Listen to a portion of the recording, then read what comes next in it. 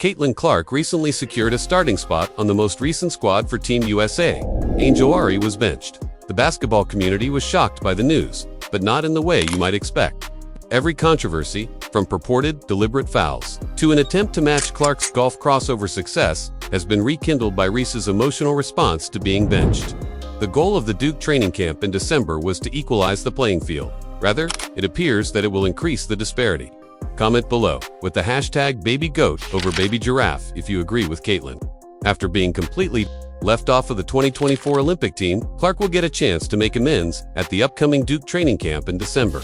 Since Clark joined the WNBA USA basketball managing director Sue Bird and head coach Kara Lawson have kept a close eye on her professional growth. They weren't merely keeping tabs on her inaugural season's record-breaking numbers, they were observing her development as a leader and her capacity to improve teammates. Clark entered that Durham facility with a few bags, while other players have complete seasons to demonstrate their abilities. She was recovering from a groin injury that ended her 2025 WNBA season. For someone attempting to establish her place on the national team, the timing could not have been worse. However, Lawson and Bird had witnessed enough of Clark's first two professional seasons to conclude that she merited careful evaluation. In Indiana, the coaching staff had witnessed Clark change Aaliyah Boston's career. When Clark began placing Boston in ideal positions, she transitioned from being a reliable post player to an exceptional two-way danger. The Fever's offensive strategy was built on their pick-and-roll synergy. Most guards were unable to spot the passes that Clark would thread through traffic, and Boston would have a commanding finish around the hoop.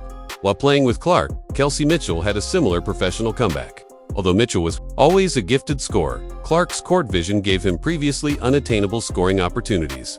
The seasoned guard released career statistics in field goal percentage and assists. Mitchell found herself looking cleaner than she had ever seen in her WNBA career because Clark attracted so much defensive attention. The growth of Lexie Hall revealed the same narrative. From a bench player, Hall developed into a dependable starter with the ability to defend several spots and make open threes. The coaching staff was unable to overlook Clark's ability to create open shots for role players. Individual talent was no longer the only factor in this.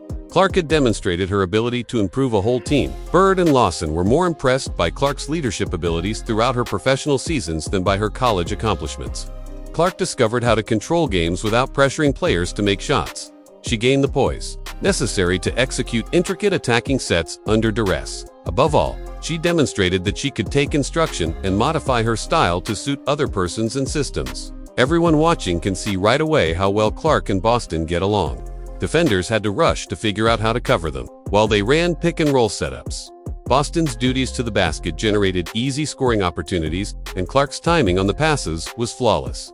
The coaching staff recognized a partnership that may serve as a long-term foundation for their offensive scheme. When they started playing professionally, other players found it difficult to establish the same rhythm. The pace and spacing required by national team basketball were difficult for Angel Reese to adapt to. Although her skill set was effective, in college, the international style of play will highlight some of her shortcomings. Every time she was assigned point forward with the Chicago Sky, we observed that she was unable to consistently create her own shot against great defenders and that her passing was insufficient to operate point forward sets during those training sessions. Clark's performance demonstrated that she had grown beyond her reputation as a college student. She wasn't the kind of player who only used spectacular passes and long three-pointers. Clark had grown into a full-fledged floor general with the ability to score goals quickly, pass the ball skillfully, and make wise choices under duress. The coaching staff recognized a player capable of managing their offense at its peak. It wasn't politics or media attention that landed Clark a starting spot there. It was pure basketball brilliance. She demonstrated her ability to adjust to various lineups and game ideas by outperforming seasoned guards. There was no denying her chemistry with current members of the national team, particularly with Boston anchoring the front court. Clark had presented herself as more than a new member of the team. She developed to become a key player that Lawson could rely on for the 2028 Olympics and the 2026 World Cup, once thought to be a crushing setback. Clark's Olympic rejection served as the inspiration he needed to achieve a whole new level of basketball greatness. Given her history of acting jealously towards Clark, Reese's anger over being benched makes perfect sense. Reese's explosive response to Clark's accomplishment was not new. Anyone keeping an eye out could spot the pattern, which has been developing for years. The so-called unintentional flagrant fouls that appeared to be anything but accidental on replay were at the beginning of the pattern. During games that went beyond standard basketball plays, Reese became accustomed to making hard contact with Clark. Although the videos showed otherwise, The officials may have called them basketball fouls. These were not plays made on the spur of the moment. They were deliberate attempts to scare Clark and dissuade her from competing. Do you recall when, in a 2024 game, Kennedy Carter surprised Clark with that dirty shot?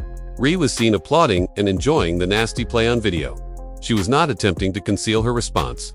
When a player from a different side knocked Clark down, Reese was truly pleased.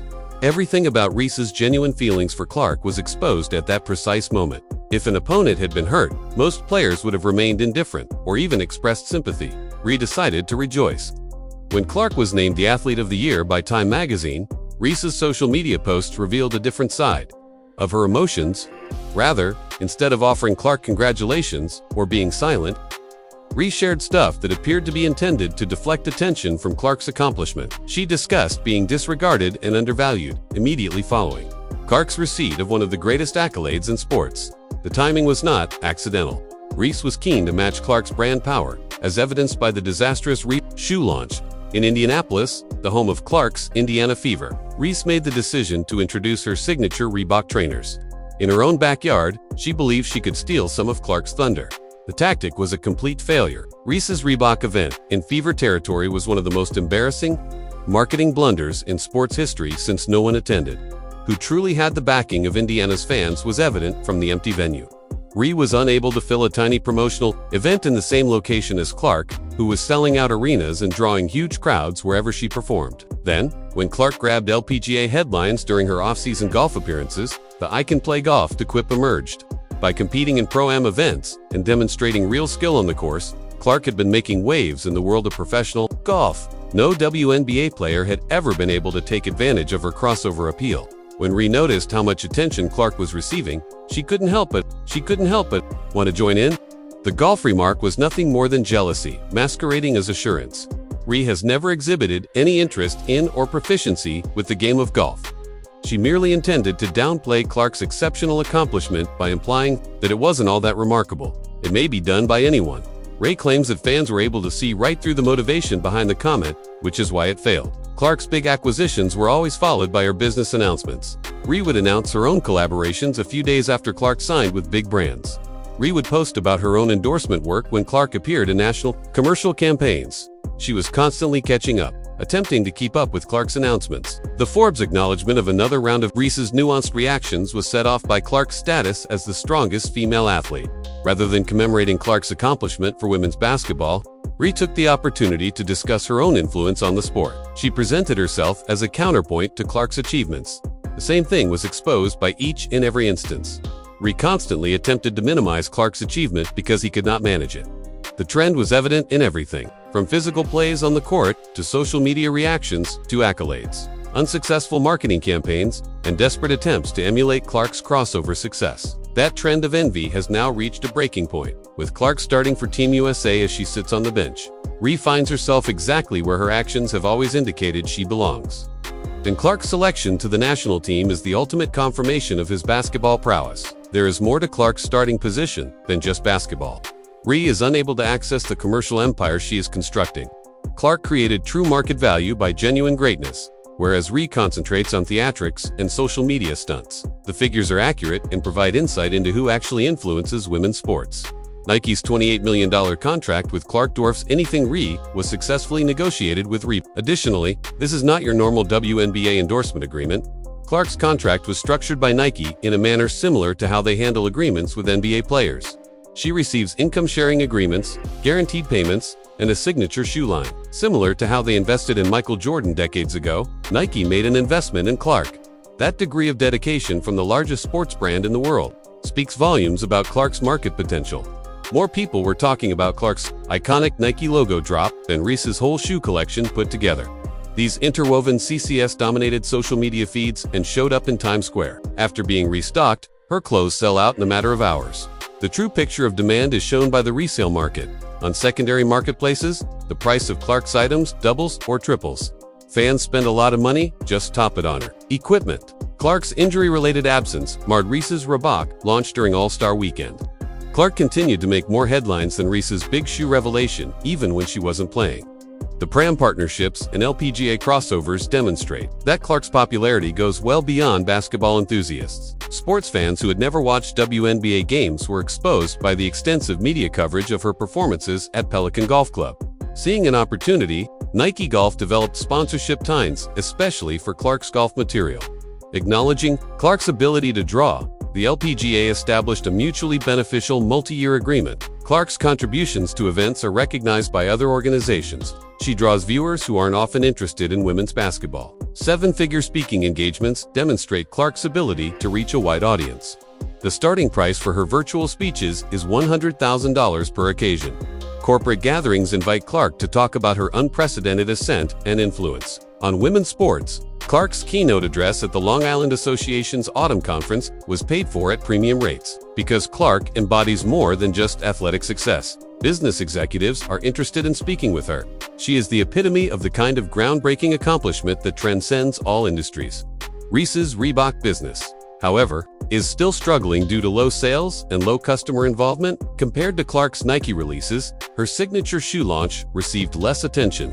Even during moments of high promotional activity, the market's reaction remained subdued. Clark's organic reach on social media is far greater than Reese's. When it comes to business announcements, Sempe said, consumer interest is not at the same level. The retail data demonstrates the clear distinction between manufactured hype and real celebrity power. Forbes ranked Clark as the fourth most influential female athlete. She is ranked with executives of large corporations. These rankings are not determined on potential. According to Forbes, they gauge real impact, income production, and on the market. Everywhere she visits, Clark affects media deals, increases attendance, and generates quantifiable commercial value. Her standing as a respectable corporate force in sports is validated by this acknowledgement. Every brand collaboration is enhanced by Clark's selection to Team USA, which also creates opportunities for Olympic-level sponsorship agreements. Opportunities with international brands that had never previously thought about WNBA relationships are created by international exposure. Clark's starting position puts her in the conversation about the premium endorsement rates that Olympic competitors command. Athletes that embody greatness on the largest platforms of the globe are sought after by major corporations. Genuine star power is acknowledged in the corporate world, and Clark's initial function demonstrates that she is the real deal. Businesses invest in athletes who can yield quantifiable returns. Clark's performance history demonstrates steady growth in all significant company metrics. Her brand alliances increase sales, create excitement, and benefit all parties for a long time. Clark's brand worth has increased by millions, thanks to the Team USA announcement. Corporate sponsors pay attention to national team selections, while Reese sits on the sidelines because Olympic visibility offers unparalleled marketing potential. While her rivals struggled to create enduring brands that resonate with consumers, Clark's business empire continues to grow. Excellence always triumphs over controversy and jealousy. As seen by Clark's journey from an Olympic snub to a Team USA starter, she used that rejection as motivation to achieve a whole new level of basketball proficiency. Basketball fans simply had to see the 2026 Fever season. Fans should anticipate an even more refined version of Clark, who already broke 62 records. In her debut season, when she returns to Indiana with Olympic-level expertise, her training with the USA team will improve all facets of her performance. While Clark crafts the next chapter in the history of women's basketball, Angelari can continue to be angry on that bench. Please leave a comment below if you agree with Caitlin, Baby Giraffe over Baby Goat. To ensure you never miss anything, like the video, subscribe, and enable all notifications. We'll see you in the next one when you click the video on the screen.